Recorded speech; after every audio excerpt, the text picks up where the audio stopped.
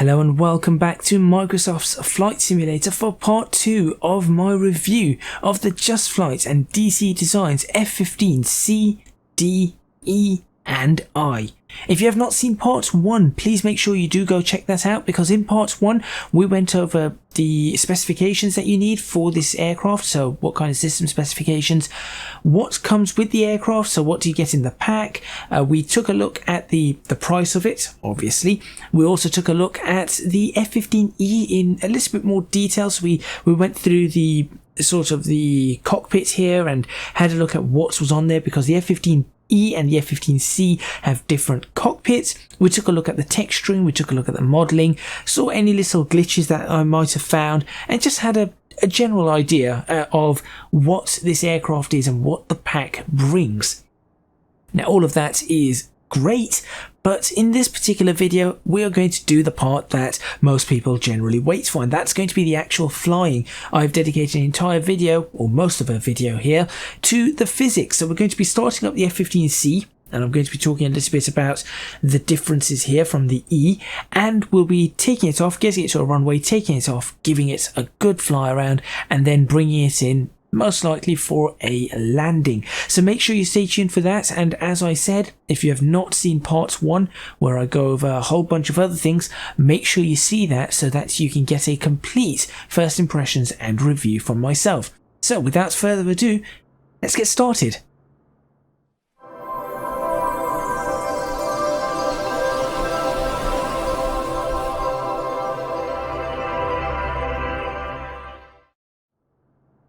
So this variant is the F-15C. Now, very quickly to go over what I can see here in front of me.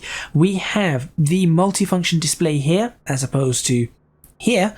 This one over here, I believe, is radar. This one on this side is our TEWS threat warning scope. Doesn't work in Microsoft Flight Simulator, but it is there. So there you go. Maybe it works in Prepared, because I know there's a version of this aircraft in Prepared. Of course, down here we've got our standard instruments. So you can see there we've got our airspeed indicator, we've got our altimeter, we've got our vertical speed indicator, angle of attack indicator. Is that a G meter? That's a G meter. We've got the clock there, and of course in the middle here we've got our artificial horizon and the horizontal situation indicator there. We've got a backup altimeter down there, and I think a backup airspeed indicator right over there. Cabin pressure is over there. On this side, if we look over here, we've got engine RPM, exhaust gas temperatures, we've got our fuel flow meters, nozzle positions, oil pressures, and fuel quantity. There you go, fuel tank. So this is interesting. Again, one of the things that I'm going to point out, I might as well just get it out the way now, is that generally in JustFlight aircraft I am used to having 95% of the buttons working. In this case there's far less that work, which is different for me, very, very different. So for example, you can see there I cannot switch between both left, right or external tanks. It's just stuck on both. So that's a bit annoying. You can see that that's a parking brake. There are some buttons around here. For example, the oxygen supply. All of these I cannot press. So that's sort of annoying. You can see these ones cannot be pressed. Yeah, pitot heat, and that can be air source. We cannot mess around with the air source. Manual, automatic, temperature, no air conditioning, we cannot mess around with any of that. So there are a number of these that we cannot press. I might mention this a few times, just bear in mind that this is what it is. It isn't what I'm used to. I'm used to more functionality in something that has a JustFlight name, because that's just what I'm used to. That's what I've had from other aircraft from JustFlight. Nevertheless, this aircraft still looks great, and as I said, I went more into the details of how things look and the sounds and the detailing of the textures and the actual model. I went over that all in the last video, but suffice to say, it is really generally it's very, very well done. So what I'm going to do now is, now that we know what's going on there. Oh, by the way, radio, all that's here, and I think that's our heading and cruise bug right there. I'm not sure if this apparently these are comm frequencies. Why can I not change them? Unless they just show up. Maybe it just writes the frequencies and I cannot change them. It seems like, yeah, that's HUD power. Some of these I cannot. Oh, there's a channel. I could switch that one. Okay. Yep, I can do that. So that's one of the things I can do. In terms of modeling here, I think they should have used a better normal map on this. I cannot imagine that this would be quite squared off like that. These ones are fine, but I think these may not be as squared off as they seem. So that's something to perhaps improve.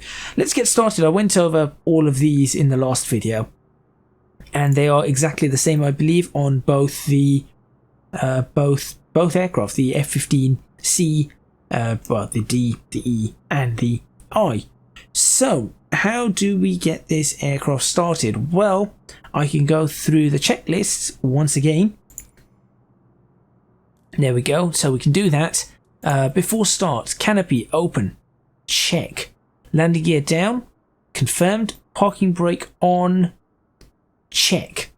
Okay, so we can just go ahead and tick through these. I have to say these checklists are rather nice.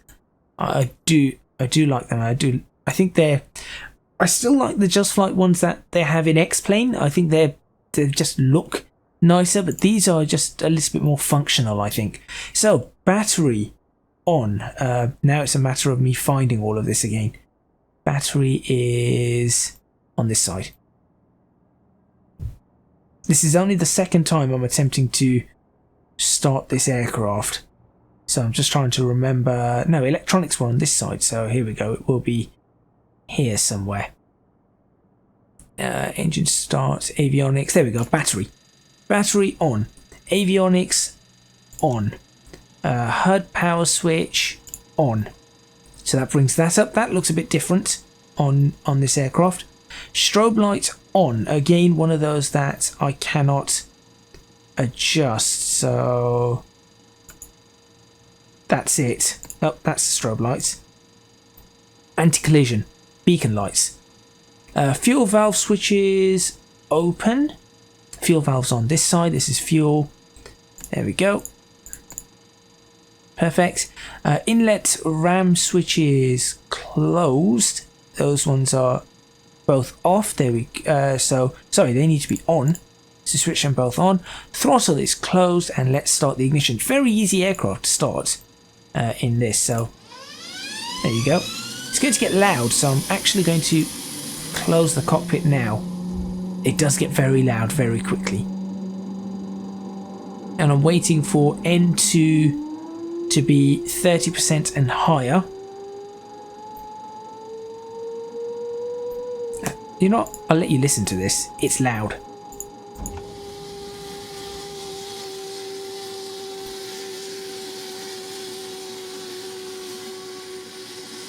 Have I missed something?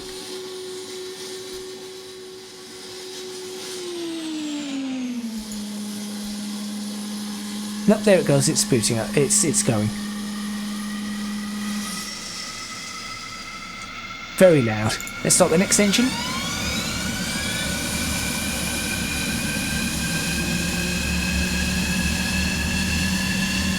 And that switches off. That's fine. So we have to make sure that that goes back to off.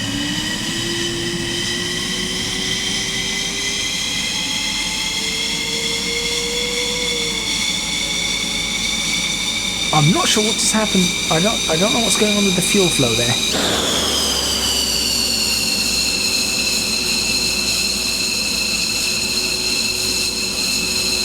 That sounded like a flame out for some reason. That didn't sound like that flamed. That doesn't seem right. And I'm fairly sure I've followed all the instructions here. I might have made a mistake somewhere. We'll switch those lights on.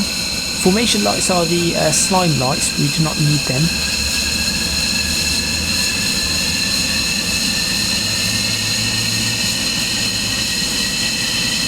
I'll close this now. There we go.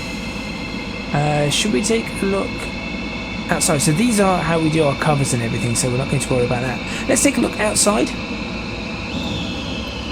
That's done it as well. That's something that doesn't seem right about that. It doesn't sound like it's supposed to do that.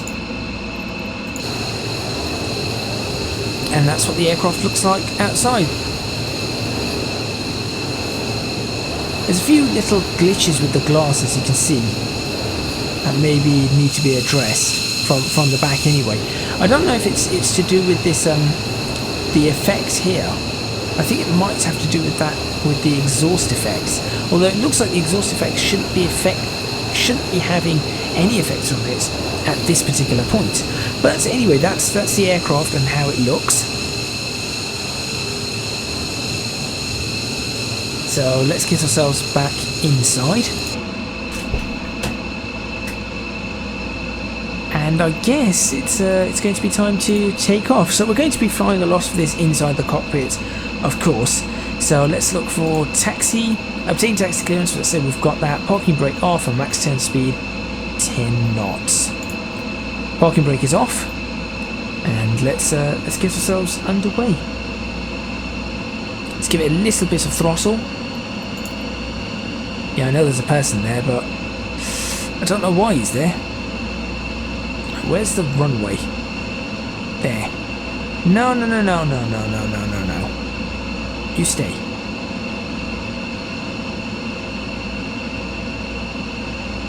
There we go. That looks like a runway to me, ahead of me now. So landing lights on, navigation lights on, flaps to half. I think that gives us... Flaps to half is 250 knots, I think, maximum speed. Something like that. Landing lights for this are right near here. This is weird. So the landing light is... I have no idea why, but the landing light is near all the controls for the fuel. Bit strange, but there you go.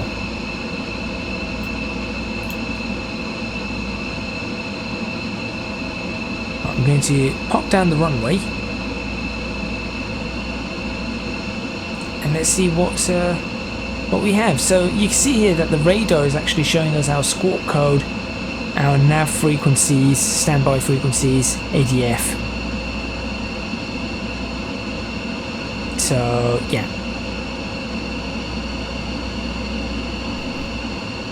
Throttle maximum afterburner. Okay. We're going to be rotating at 150 knots apparently, and then we're going to gear up before 250 and flaps up before 250. We really do not need to see too much about cruise or anything like that. We're not going to be doing that. I might try an ILS landing if I can figure out which airport to bring it down in. And then of course our approach has to be less than 250. I think we land at, I was going to say about 180, but no, it's 170. Yeah, 170 is our landing, so it is fairly fast. But I think we do not need that. We are going to attempt this.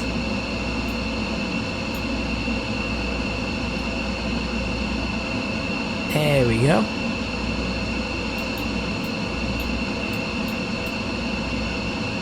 And we are stopped. Okay. Ensure parking brake is active. And let's give this a bit of a fly. So I'm going to take it off. I'm going to see just what we can do. I might, in fact... Oh, we've got some clouds. I was going to maybe fly it through some clouds. Let's mess around with the weather a little bit. Let's change it to few clouds to scattered clouds. There we go. Yeah, let's fly it through some clouds and see what it looks like going through the clouds. Okay, let's switch on any particular interior lights. They're down here somewhere. Interior. The floodlight was a weird one. There's like a weird combination to it. That's panel. So you'd switch it on and then it would switch on, it would follow, and I did this last video. It also would follow where you were for some reason. I have no idea why. I think that looks fairly reasonable. I'm not sure why that's moving around everywhere. Right. Okay. Let's, you know what? I want to take a look at the Afterburners.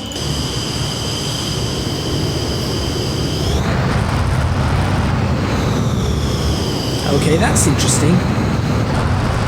So the afterburner just comes up out of nowhere and the nozzles kind of are delayed on the afterburner. Okay. Things that maybe need to be improved. But nevertheless, let's fly. Release brakes. Nose pitch down. 100. 150. Rotate. Whoa, okay. And we're up. Gear up. Flaps in. And there we go. That's not bad. That's very, very good on takeoff. And I thought I'd do the flights, you know, early morning sort of thing. Sometimes it tends to look, these kind of videos do tend to look nicer for flying aircraft like this. Is it Alt and F1 again? Yes, it's Alt and F1. That's probably going to be the thumbnail. Okay, so flying around, let's start with some high altitude flying. So let's climb out. Let's climb out to 25,000 feet. Yeah, let's do that. Let's see how easy it is for this aircraft to climb out. At the moment I'm flying hands off. I've got my throttles set as specific. Okay, I'm slowing down, so I could crank up the throttle a little. There we go. Now I'm speeding up. Slowing down a little as I climb, which is normal. 11,000 feet. It is quite sensitive. I would probably recommend that if you're flying an aircraft like this, you may want to maybe just reduce your sensitivity of your flight controllers, particularly if you're used to flying things like jet aircraft. That's ice, so that works as well. Now if I do this, how quickly does it clear? Immediately. Not what I was expecting. Is that engine ice not working? It does work though. So icing effects do work. I was expecting. Let's try that again. Windshield ice. See how quickly that ices up. So I've gone through a cloud. And that's definitely icing. Yeah, that's definitely ice now. The ice does look very nice on here. Okay. 25. I thought I was at 25. Let's see how quickly. That's very quick. I would like that to be slowed down potentially. There we go. 25,000 feet. That's almost at 25. That's 24,000 feet. Easy climb. It's remarkably easy to climb this aircraft out. Alright, let's try something now. I'm going to absolutely floor it. I'm going to level off at almost 26,000 feet.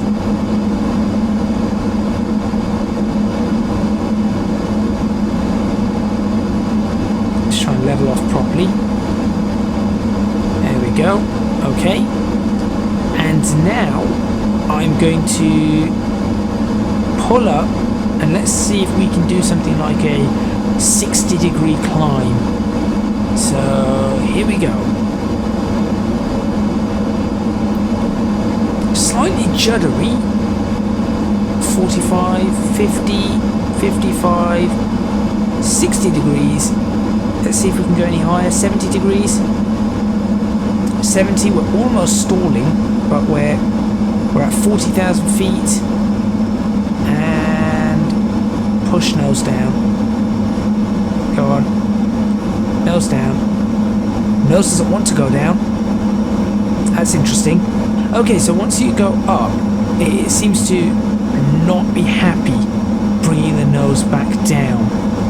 That's an interesting. I'm not sure if that's all too realistic, but that seems to be a case. And it seems to be very unhappy at this sort of altitude.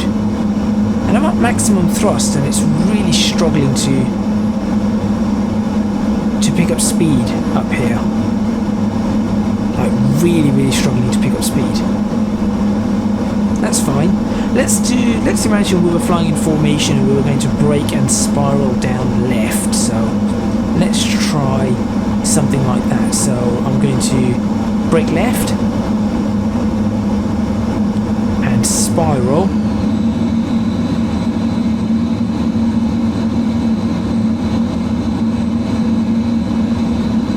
I wouldn't be spiraling quite that hard. This aircraft is... I have to admit that when you make slight movements, it moves very suddenly.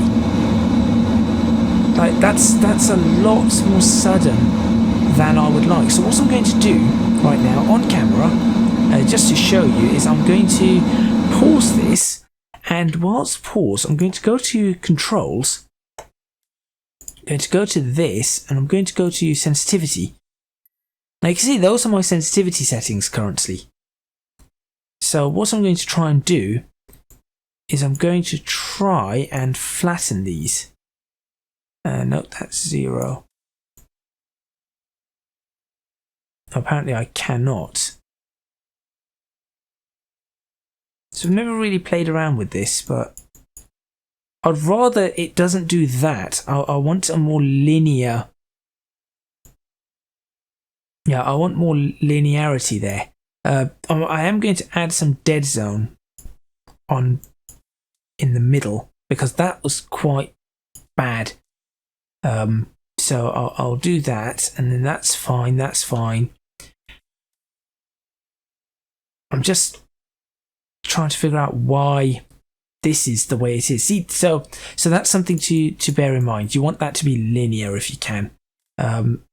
I wonder if it's just that. It is just that. There you go. Let's try and make that as linear as possible. So I've never really played around with this, but this is the first time I'm now noticing that this is playing a factor in this particular aircraft. So if you've got this aircraft, I would recommend you start off with this and see what comes of it. So let's try now. Let's apply and save that. Let's try now.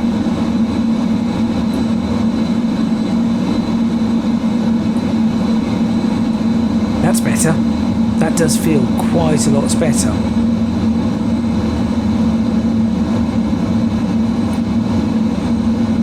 I have to admit, I'm surprised that this aircraft is slowing down quite as much as it is. Like that is quite a severe slowdown at 300-ish knots whilst we're descending.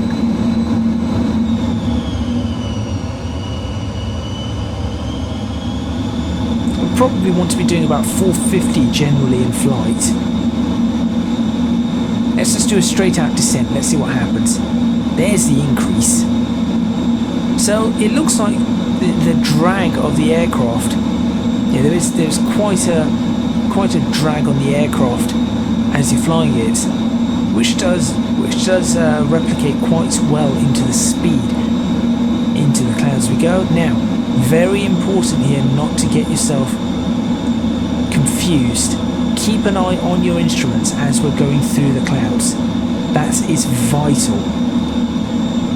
Keep an eye on your instruments. You do not want to be... So you can see there I started climbing slightly. I'm going to reduce that.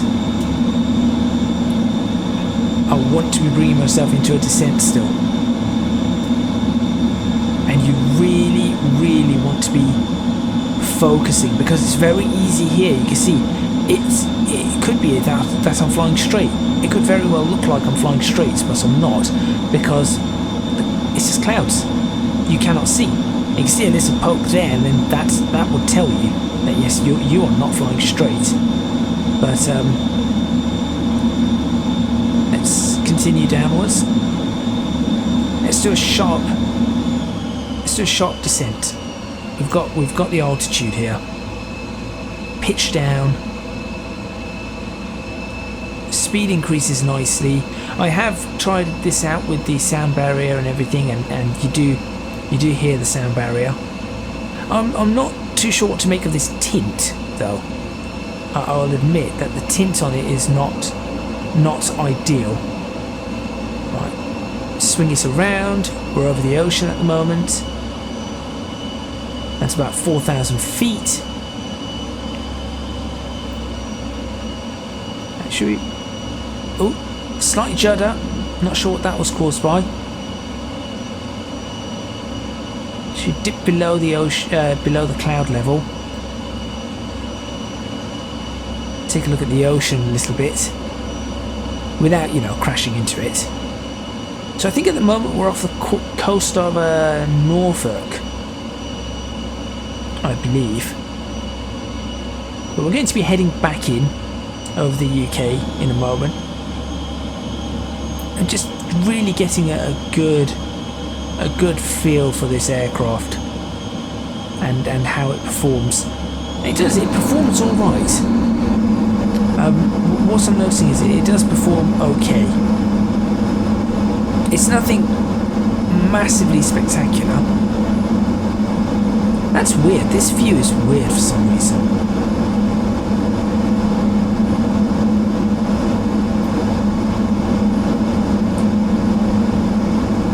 It's nothing massively spectacular, but it is all right. I think the way I'm feeling this aircraft is it is using the style of the Microsoft Flight Simulator's new aerodynamics engine and that sort of stuff. So it's certainly working on that front. But what it seems to lack in somewhat is it does feel a little bit, I want to say, not quite arcadey, but it does feel just a little, it doesn't feel quite a study level, and I suppose that's just that, isn't it? It isn't a study level aircraft, and it isn't, I would class this, I would say this is maybe 1 or 2 steps above what you would get in a default, in Flight Sim default. That's what I would say here. 1 or 2 steps above that. So it isn't bad, but it isn't fantastic. So what I recommend is that for people who want really high level detailed simulations, this is not the aircraft for you. For people who want to enjoy flying fast and just having a jet with decent level of simulation, so you know, nice aerodynamics, consoles, buttons that do work, nice displays, good effects, good texturing, good quality overall. For those people, this is probably the aircraft for you. Now, I am woefully lost. Yeah, I am hopelessly lost at the moment. But that's okay. I mean, I'm flying around at a good 600-700 knots, so I'm flying around speed of sound. I should be able to find something at this kind of speed.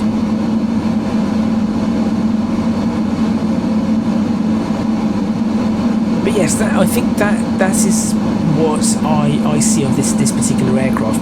It is an aircraft that is for just basic flight simulator enjoyment. Fast aircraft, go fly the Grand Canyon or around Britain or the Muck Loop, and you know, through Wales or something like that. Let's see how fast you can get across a country, or all of those sorts of things. Fly in formation with your friends. This is a good aircraft for that. But if you want to sort of do ultimate simulations, probably not the aircraft for you. What I am going to do is, whilst being quite hopelessly lost, let's try and recognise where I am. So there's a road. What town could this be? Well, this is fairly big, this place, wherever it is.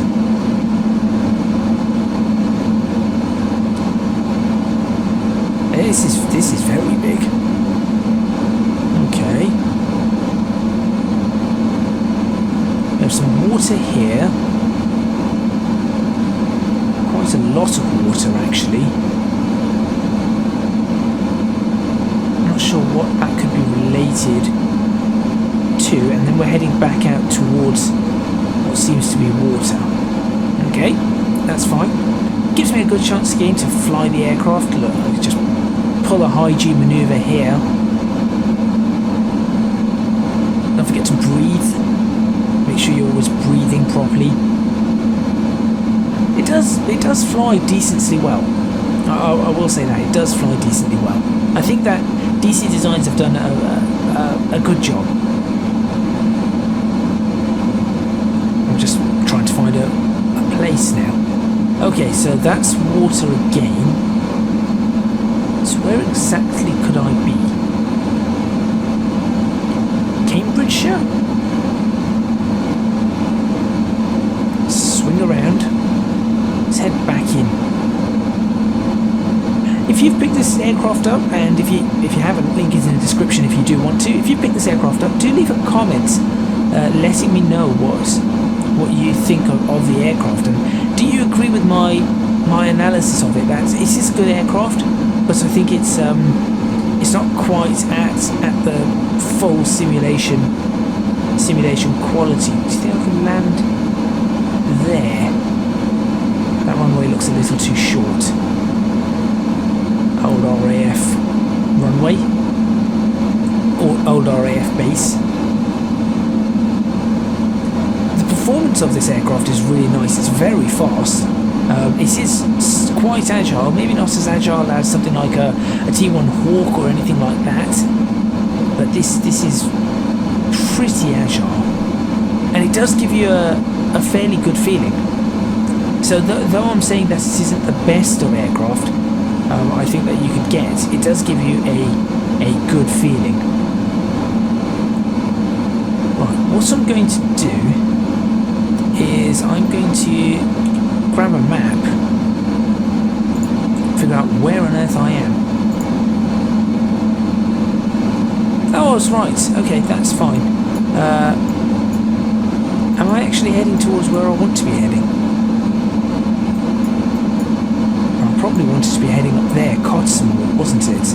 I wanted to head towards Cottesmore. So let's go ahead and do that to end this video. So that's fine. I was right though. I was somewhere heading towards Cambridgeshire. So it wasn't too bad. It was just the lay of the land just looked somewhat like that. Okay, let's floor it again. Let's see what we can do. Maximum power. I do like the way the flight simulator moves to give you that feeling, and I do like the mirrors. They are. I like seeing these active mirrors. They're very nice.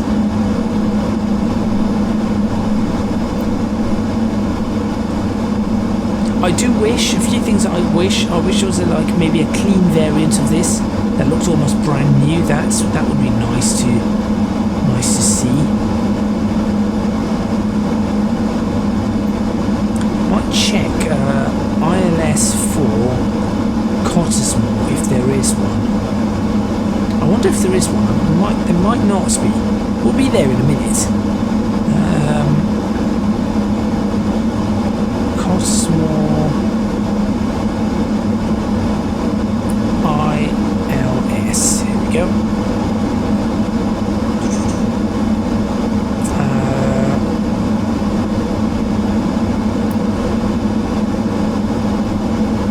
I was going to say it probably isn't, but let's see.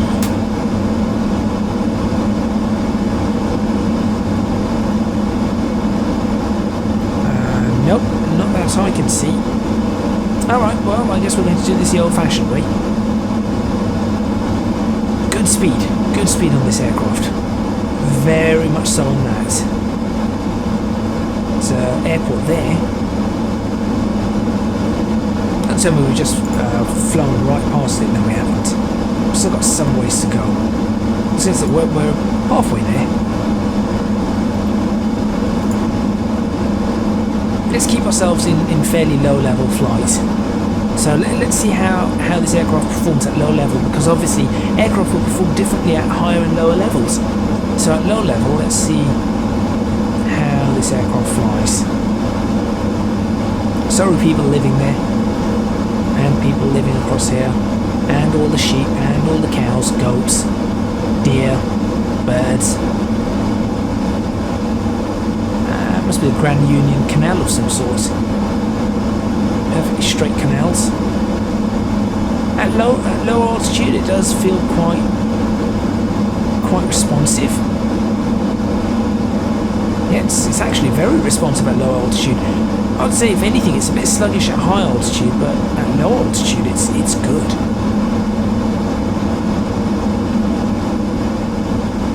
Don't want to crash into those.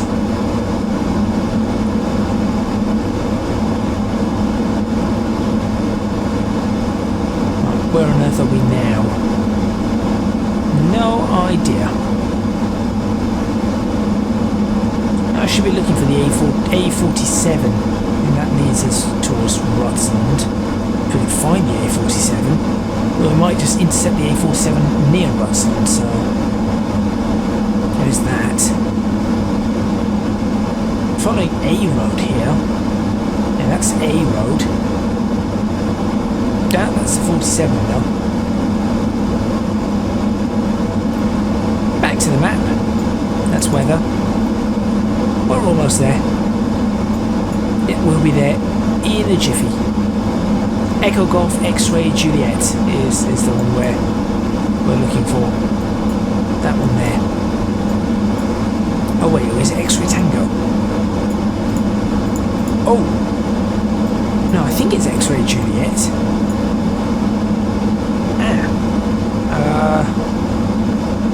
Well, I've not flown here for a very long time.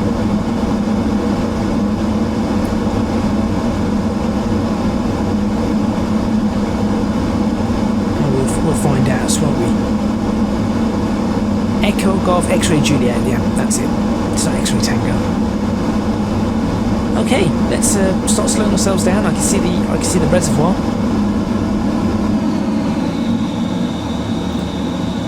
The speed decrease on this aircraft is extremely rapid,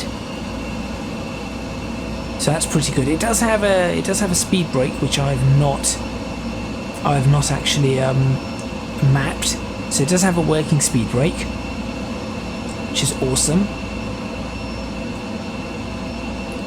Let's find the airfield. Should be just around here somewhere. Ah, there it is. That looks like it, doesn't it?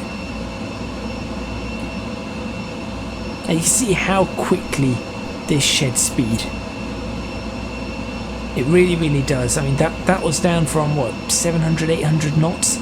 We're down to 400 already within a matter of less than 30 seconds. So it is very good at shedding speed. I do like the aircraft for that. Although I do find it seems a little bit too draggy. But I'm not 100% certain. Right, let's get a reading on the... I need a reading on the actual runway. So let's fly perpendicular to it. Slow ourselves right down. It should be 2 something, I believe. 04, and yeah, okay, that's fine. So we will land. I think we'll line ourselves up for 04. Let's do that, shall we? So nice and simple. Keep yourself at 200 knots for now.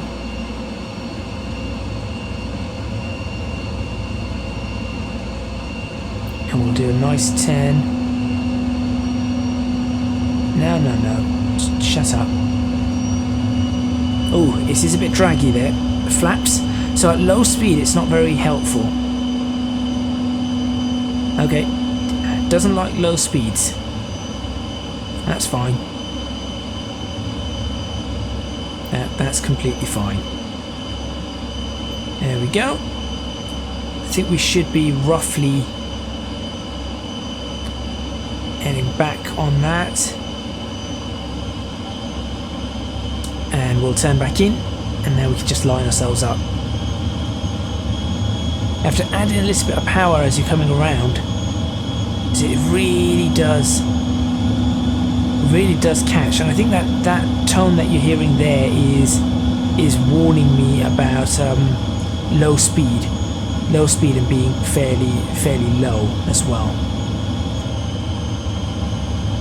But we should line up perfectly on the ILS, and there you go. As I said, I thought we would. Gear, and there you go, that's the gear warning now gone. There's 2 runways here. I thought there was 1. I did not realise there were 2. I always thought there were 1. Well, there was 1. Never mind. Let's slow ourselves down. We want to be approaching 170 or so. So we'll go full flaps. We're a little fast. Let's see what it's like to land. Oh, this is going to be one rough landing. Oh, this is going to be a very rough landing. We are fast. Down we go. There we go, we're down. Okay.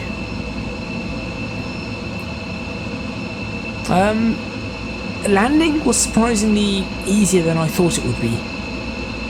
I was expecting that to be a lot rougher. Also, this looks like a taxiway to me, not a runway, but never mind. It's got the markings for a runway. So there we go, that is where I'm going to end it. Thank you very much for watching. Please remember to hit the like button if you like this video, subscribe to the channel for more videos on Microsoft Flight Simulator. Do I recommend this product? Well, as I said, if you're one of those hardcore enthusiasts who like the highest level, the highest fidelity, the highest simulation level, then you probably want to be looking at something like the Hawk or the Vulcan, things like that, of which I hopefully will be reviewing.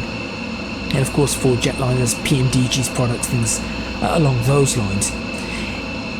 If you're somebody who likes some detail, but not a huge amount that it might not be overwhelming, then this is the kind of product that you would like, and I do think that you would enjoy this for quite a few hours, really. So for the mid-level enthusiast, or someone just coming into flight sims and thinking, Microsoft Flight Simulator particularly, and thinking, I'd like a little bit more of a challenge, just a few more things to press, then I think this is the kind of aircraft that you want. In a way, it reminds me of the F-18 that they had in FSX, but obviously with updated aerodynamics and updated visuals and a few extra things I think to press, and a few extra things that do work. So hopefully this has been informative. If it has, please give it a thumbs up. Please subscribe to the channel for more videos like this. Leave comments with your suggestions. Do you agree? Do you disagree? Did you purchase this product? Has my video sort of convinced you to purchase the product? Do you think it's one for you? Link is in the description, of course, to that. And if you can do so, please do consider supporting me on Patreon at www.patreon.com/ecgadget. Your support would be massively appreciated. It would really help me out. And also, you can find me on social media at ecgadgetlp for both Twitter and Instagram.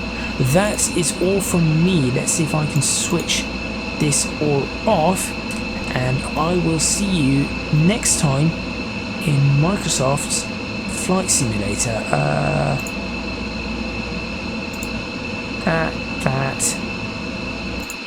There you go. That's better. As I said, thank you very much for watching, and I will see you next time in Microsoft's Flight Simulator.